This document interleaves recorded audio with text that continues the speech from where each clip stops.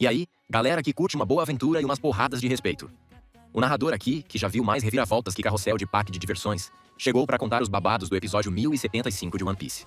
Preparem-se, porque a coisa ficou séria, mas sem perder a piada, claro. A luta recomeça com Kaido, ainda meio confuso, encarando Luffy com aquele olhar de quem viu um fantasma de borracha. O dragãozão estava crente que o Chapéu de Palha já tinha dado adeus ao mundo dos vivos. Mas eis que Luffy não só voltou renovado, brilhando branco como roupa lavada com Vanish, e pulando como se fosse feito de mola industrial. Kaido, que não é bobo, logo sacou que tinha algo errado. Luffy estava distorcendo o chão, as paredes, até o próprio Kaido, como se o mundo tivesse virado um grande elástico. Isso cheirava a despertar de Akuma no Mi. Mas não era qualquer despertar. Tinha ali uma energia meio zoanística, se é que esse termo existe. Ou seja, Luffy agora era um misto de desenho animado e entidade mitológica. E é nesse clima de caos que Kaido tenta engolir o protagonista. Isso mesmo, engolir. Mas Luffy, feito um chiclete do inferno, começa a pular dentro do bucho do dragão como se estivesse numa cama elástica. Não satisfeito, ele ativa o Gomu Gomu no Fusen, e expande não só a si mesmo, mas o próprio Kaido também, transformando o imperador num balão de hélio azul e furioso. Yamato e Momonosuke assistem aquilo com a cara de quem viu um hipopótamo dançar balé, e ainda fica se perguntando se aquilo era só mais uma forma nova do Kaido. Luffy, agora mestre dos truques elásticos, encontra os olhos do Kaido por dentro do corpo, e usa aquilo como alavanca para lançar um foguete humano para fora da boca do dragão.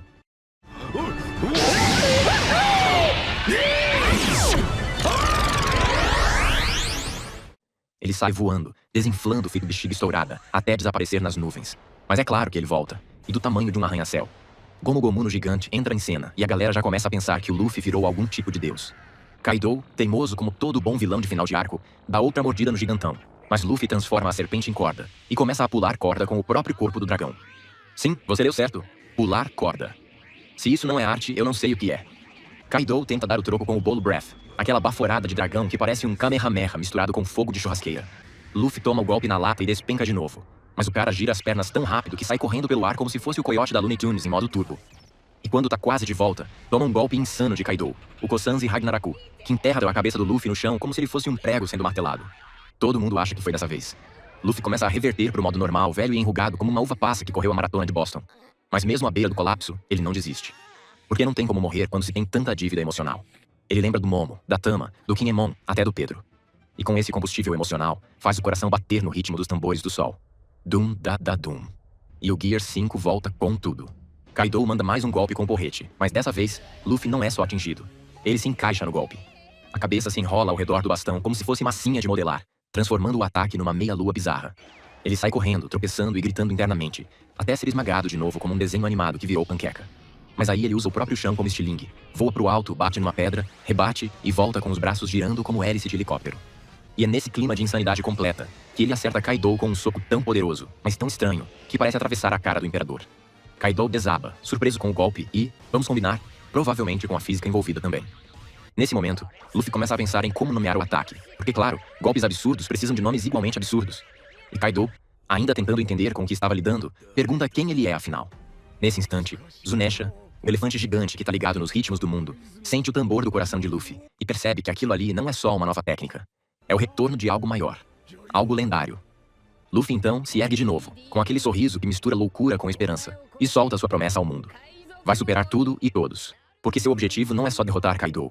É se tornar o rei dos piratas. Lá em cima, no topo do mundo. Ou melhor, no topo de Onigashima, Luffy tá naquele momento filosófico de guerreiro de anime, pensando num nome bacana pro seu novo golpe.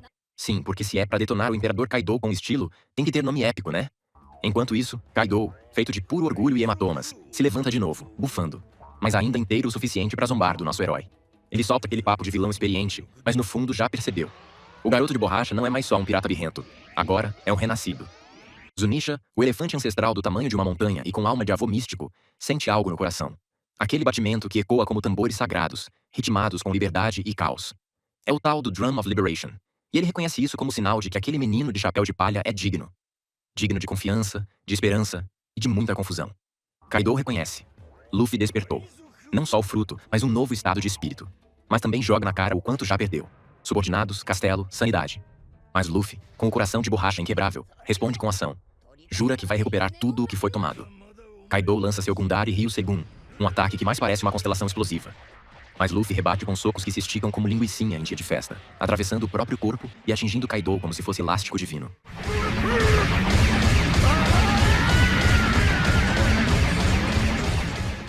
Enquanto isso, os gases do incêndio começam a subir. Sim, o castelo inteiro tá pegando fogo como churrasco sem supervisão. Lá no térreo, a galera tá em modo desespero total. É fogo pra todo lado, teto desabando, gente correndo que nem barata quando acende a luz. Chopper encontra Nami e já chega suando mais que marinheiro em sauna. Ninguém acha o resto da tripulação. Zeus não dá conta do fogaréu, e o calor já tá fritando até os pensamentos.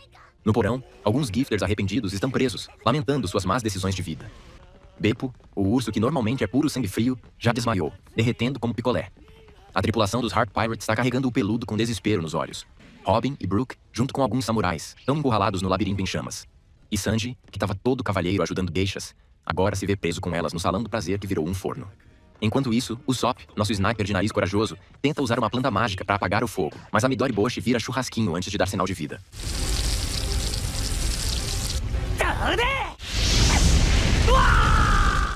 Hamlet tenta fazer o realista, mas o Sop tá movido por promessa de honra. Ele quer salvar Kinemon e Kiko, como prometeu a Izo. Lá na torre do cérebro direito, Frank tá com Zoro desmaiado no ombro, parecendo um entregador de samurai inconsciente, tentando achar o Chopper enquanto é seguido por um grupo de gifters que agora torcem pro lado certo. Aí, finalmente entra a redenção. No quarto andar, Raizo e Jinbe dão início ao plano banho de elefante.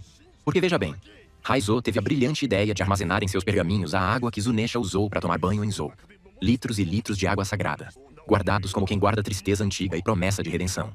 Ele não podia impedir o castelo de Oden de queimar 20 anos atrás, mas agora ia salvar esse.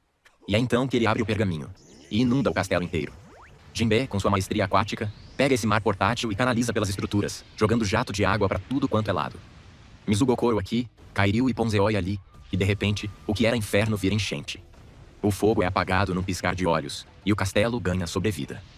Enquanto isso, Momonosuke tá ali, parado, suando frio, vendo que Kaido tá perdendo força e que as chamas dele, que seguram Onigashima no ar, estão se apagando. Se ele não criar nuvens próprias, a ilha vai despencar com todo mundo dentro. É tipo um deadline com consequências catastróficas. Yamato tenta convencer o garoto, mas a pressão é nível final de prova surpresa. E é nesse clímax que a cena volta pro topo. Luffy. Ah, Luffy. O cara simplesmente agarra um raio do céu. Isso mesmo, pega o raio na mão como quem segura um chiclete elétrico. E se prepara para lançar essa bomba divina em Kaido, que mesmo cambaleando, ainda tem força para encarar o golpe de frente. O céu se parte, o clima ferve, e o episódio termina com o universo inteiro prendendo a respiração. Começamos lá no fundo do emocional com o dragãozinho que ainda está tentando descobrir como é que se pilota uma ilha voadora. Momonosuke, nosso pequeno grande Shogun, está em apuros. Yamato, como sempre com energia de protagonista secundária que merecia uma série própria, dá aquele empurrão moral. Mas Momo, coitado, está mais perdido que Zoro em esquina de cidade. Criar nuvens de chamas gigantes para segurar Onigashima no ar? Fácil. Se você for Kaido. Para ele, que só recentemente descobriu como voar sem cair de cara, é pedir um pouco demais. É aí que ele lembra. Não só de quando viu sua casa virar brasa em câmera lenta, mas do momento em que sua mãe toca e disse: "Vai pro futuro, moleque." E ele, ainda apegado, queria levar a família inteira no pacote. Mas o discurso de Kinemon naquele dia foi tipo tapa emocional com luva de aço. No país de Wano, falhar feio significa morrer tentando. E Momo não podia, nem devia, questionar a decisão da própria mãe. Mesmo sendo só uma criança, ele carregava o peso de um nome que já arrastava legiões. E ali, no meio das chamas e das lágrimas, decidiu que iria fugir. Não por covardia, mas por esperança. Porque se não fosse ele, quem seria? Avançamos para o presente, e Momo, agora voando, mas ainda sem carteira de piloto de ilhas, percebe que não pode desistir. Ele jura que nunca conseguiria encarar sua mãe se largasse tudo agora. Com os olhos cheios de convicção e asas de dragão recém-saídas do forno, ele continua tentando segurar Onigashima. Enquanto isso, no topo do mundo, onde a briga dos deuses acontece, Luffy está literalmente brincando de Zeus. Agora ele puxa raios do céu como se fossem cordas de pular, e os taca em Kaido com a alegria de quem ganhou um brinquedo novo. O ataque chamado Gomu Gomu no Kaminari é puro espetáculo. Luffy lança um raio como se fosse uma bola de beisebol divina.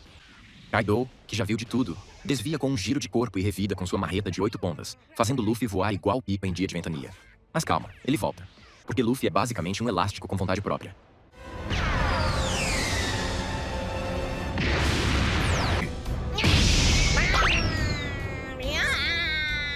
E olha que momento. Luffy infla a perna, gira com outro raio e vem descendo o sarrafo. Só pra levar outro golpe na testa. E nesse instante, Kaido solta aquela filosofia de vilão veterano. Poder de Akuma no Mi não é tudo. O mundo é do hack, meu chapa. Afinal, Gold Roger nem fruta tinha e virou o rei dos piratas só no braço. E na fé. Enquanto Luffy vai de cara no chão e quica de volta porque o chão virou cama elástica, Kaido prepara mais uma de suas palestras motivacionais versão porrada, mandando um golpe relâmpago que quase quebra a tela. Mesmo ferido, Luffy se agarra no Kaido como carrapato animado e começa a subir com ele, puxando o dragão pro céu como quem diz: "Agora você vai ver o que é luta de verdade." Kaido tenta se soltar. Muda pro modo dragão completo e solta uma rajada cortante que teria fatiado qualquer um. Menos Luffy, que só ri e segue voando. Detalhe para importante. O povo da capital das flores está lá embaixo, soltando lanternas com desejos, achando que talvez, só talvez, seus pedidos cheguem aos céus antes que eles virem cinzas de novo. Porque sim, eles já estão esperando o pior. Enquanto isso, no castelo, o incêndio continua como churrasco descontrolado. E o Goro, sempre aquele velhinho zen e durão, recebe a notícia de que a ilha tá caindo. Ele entende o recado. Kaido tá nas últimas, e aí solta a pergunta do milhão. Morrer agora com honra ou viver um pouco mais sob o chicote de Kaido? A resposta é unânime. Os samurais preferem cair junto da ilha, se for para garantir um futuro pros inocentes. E que Luffy quebre tudo, sem medo de causar um terremoto. No porão, temos Usopp e Hamlet em modo desespero, fugindo do fogo com a agilidade de quem ouviu Promoção Relâmpago e correu pro caixa. Quando tudo parecia perdido, a água enfocada por Raizo aparece como bênção dos céus, salvando os dois de virarem espetinho. Já no andar do tesouro, o roedor oficial da série, Orochi, mostra que ainda não sabe a hora de desistir. Consegue tirar o prego de Kairosek do corpo, se transforma de novo, mesmo em chamas e reduzido a uma cabeça só. E como última cartada, quer levar Hiyori com ele pro além, só pra jogar mais um drama na fogueira, literalmente. Mas nada disso importa quando voltamos ao telhado. Porque ali, Luffy olha pra baixo e avisa. Tá na hora de sair do caminho. Ele infla a mão, mas infla mesmo, num nível que rivaliza com a própria Onigashima. E não é só tamanho. Tá coberta de haki, pronta pra cair em cima de Kaido como o próprio martelo do juízo final. Um golpe que carrega tudo. Força, dor, esperança e a promessa de um novo amanhecer. Começamos com Momonosuke, o pequeno grande dragão, que estava numa sinuca de bico daquelas de dar nó na cabeça. A ilha de Onigashima, pesando mais que a consciência de um vilão, estava prestes a esmagar a capital das flores. E o Luffy, com aquela cara de quem ia dar um jeito em tudo, pediu pra ele tirar a ilha do caminho. Mas o Momo, coitado, soltou um "não consigo", com a voz embargada, sentindo o peso do mundo nas suas escamas. A gente sabe que ele queria, com todas as forças do seu pequeno coração de dragão. Mas a pressão era grande, o medo de falhar era palpável. Era como tentar empurrar uma montanha com um palito de dente. Só que aí, a memória da família, do pai Oden, da mãe Toki, de todo mundo que ele amava e que contava com ele, bateu forte. Aquelas lembranças, como um raio de esperança em meio à escuridão, acenderam uma chama dentro dele. E quando a memória bate, meu amigo, a gente encontra força até onde não tem. Ele se encheu de coragem, de uma determinação que parecia vir de outra dimensão, e tentou de novo. Porque a esperança é a última que morre, e em Wano, ela estava mais viva do que nunca, pulsando no coração de um jovem dragão que se recusava a desistir. Era a prova de que o legado de Oden não seria em vão, e que o futuro de Wano estava nas mãos, ou melhor, nas garras, de Momonosuke. Enquanto isso, lá no alto, o Kaido, o grandalhão que parecia um dragão de churrascaria prestes a ser servido, estava pronto pro tudo ou nada. Ele olhou pro Luffy com um sorriso de canto de boca que só um imperador do mar pode ter, e soltou um "vou encarar de frente", com aquela voz de quem não tem medo de nada, nem da morte, nem de um punho gigante vindo em sua direção. E para provar que não estava de brincadeira, ele começou a se cobrir de fogo, numa técnica que ele chamou de Kain Daiko. Era tipo um churrasco humano, só que com um dragão no meio, e o cheiro de enxofre pairava no ar. E no meio daquela fumaça toda, ele ainda teve tempo de soltar uma indireta venenosa pro Luffy, uma provocação que visava atingir o coração do Chapéu de Palha. O Oden morreu queimado há 20 anos, e desde então, Wano virou uma terra sem lei, cheia de gente esperando um salvador aparecer. Era pra provocar, claro, pra desestabilizar o adversário, mas a gente sabe que o Luffy não é de levar desaforo pra casa, e que a chama da justiça ardia mais forte do que nunca em seu peito. O fogo do Kaido era tão quente, tão intenso, que o Luffy, coitado, teve que soltar o grandalhão. Era como segurar um carvão em brasa. Kaido, com aquele ar de superioridade que só os vilões mais arrogantes conseguem exibir, soltou um "boa escolha", e disse que não tinha intenção de fugir, mas que sabia que o Luffy não ia conseguir esmagá-lo com o punho, porque ia virar cinzas. Era a confiança de quem sabe o que faz, ou de quem se acha o maioral, né? Aquele tipo de confiança que precede uma grande queda. E aí, a coisa ficou séria de vez, o ar ficou denso, a tensão era palpável. Kaido mandou um Shoryu, Kain Hacker, um golpe que parecia uma mistura de dragão com lança-chamas. Uma onda de destruição que prometia varrer tudo do mapa. E o Luffy, sem pensar duas vezes, com a determinação estampada no rosto, mandou um Gomu Gomu no Bajrangan, um soco que parecia que ia mandar o Kaido pra outra dimensão, pra outro planeta, pra outro universo. E enquanto os dois golpes se chocavam, criando uma explosão de energia que iluminou o céu de Wano, o Luffy teve um flashback rapidinho, uma lembrança que o impulsionou ainda mais. A imagem do Hyogoro ensinando a ele o hack do armamento avançado. Era a prova de que o treinamento valeu a pena, e cada gota de suor derramada tinha um propósito, e que a batalha ia ser épica, um confronto de proporções lendárias que decidiria o destino de Wano. Dentro do castelo, a situação não era das melhores. Era um verdadeiro caos, uma bagunça generalizada. O Zop, o nosso atirador medroso, mas com um coração gigante, estava tentando salvar Kinemon e Kikunojo de um afogamento. Era tipo um resgate aquático, só que com samurais e um atirador que não sabe nadar direito, e a água subia, ameaçando engolir a todos. E a galera lá fora torcia pro Luffy como se fosse final de Copa do Mundo, com gritos de incentivo que ecoavam por toda a Onigashima.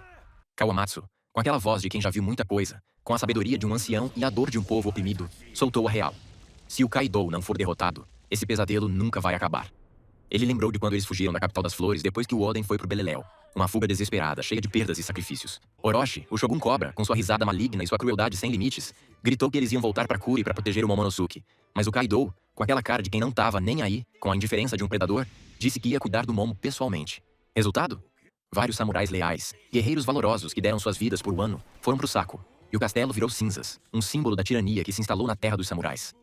Kozuki Toki foi dada como morta em Bakura Town, e ninguém mais foi encontrado. Orochi, o vilão que a gente ama odiar, comemorou, achando que a linhagem Kozuki tinha chegado ao fim. Mal sabia ele que a esperança, como uma semente, estava apenas esperando o momento certo para florescer novamente. Depois disso, Orochi e Kaido, em sua arrogância e poder, foram tirar satisfação com os daimyos que sobraram, para ver de que lado eles estavam. Era um teste de lealdade, uma prova de fogo para os líderes de Wano. E a galera, sem pensar duas vezes, com a coragem de quem não tem mais nada a perder, pegou em armas contra eles, dizendo que não iam reconhecer um shogun que não fosse o Oden e que iam vingar a morte dele. Era a coragem falando mais alto que o medo, a honra acima de tudo. Mas infelizmente, eles não tiveram chance contra o Kaido. A força bruta do Imperador do Mar era esmagadora. E por causa disso, ninguém conseguiu tirar o Orochi do poder. E ele continuou a torturar o povo, a oprimir, a sugar a vida de Wano. As ações deles levaram vários samurais para prisão, forçados a trabalhar como escravos pelos piratas fera, em condições desumanas, sem esperança de liberdade. As fábricas poluíram a água, transformando rios cristalinos em esgoto. E a colheita foi pro espaço, deixando o povo com fome, com a miséria estampada no rosto. Mas mesmo assim, vários samurais, com a fé inabalável, continuaram acreditando nas palavras da Toki, na profecia que prometia a libertação de Wano. E para piorar, o Orochi, em sua crueldade sádica, começou a dar smiles defeituosas pro povo de Ebisu Town, fazendo com que eles só conseguissem sorrir e rir, mesmo quando estavam tristes, transformando a dor em uma máscara de felicidade forçada. Ele disse que era um destino justo para eles, uma punição divina. Que cara cruel, né? Um verdadeiro monstro. Mas a justiça, meus amigos, sempre chega, mesmo que demore, mesmo que pareça impossível. No presente, o Orochi, ainda em chamas, um espetáculo grotesco de sua própria maldade, tentou atacar a Hiyori, a princesa de Wano, a última esperança de seu povo. Mas o Denjiro, o samurai que a gente respeita, o guardião da justiça, chegou na hora certa, como um raio, e cortou a última cabeça do Orochi, dando um fim ao reinado do Shogun psicopata. Era o fim de uma era de terror, de opressão, de sofrimento. Um grito de liberdade ecoou por toda Wano. E o mais engraçado de tudo, uma das mensagens escritas nas lanternas do céu, que subiam em direção ao firmamento, era: por favor, faça o Orochi desaparecer. E a outra: liberte-nos desse inferno, que o Luffy ainda estava trabalhando para resolver com a sua porrada no Kaido, um soco que prometia não apenas derrotar um imperador, mas também trazer a liberdade para um povo sofrido. É, meus amigos, o mundo de One Piece é cheio de surpresas, de reviravoltas, de momentos que nos fazem rir, chorar e torcer, e a gente adora cada uma delas. E assim termina mais um capítulo dessa saga que a gente ama, com muita ação, emoção e, claro, aquele toque de humor que só One Piece sabe dar. A promessa de um novo amanhecer para o ano estava no ar, e o Chapéu de Palha, como sempre, era o catalisador dessa mudança. Até a próxima! E assim, encerramos mais um episódio insano dessa saga épica. Se curtiu essa zoeira, não esquece de deixar o like, se inscrever no canal e compartilhar esse vídeo com a tripulação. Afinal, a zoeira em One Piece nunca tem fim. Até a próxima e bons ventos nos mares da zoeira.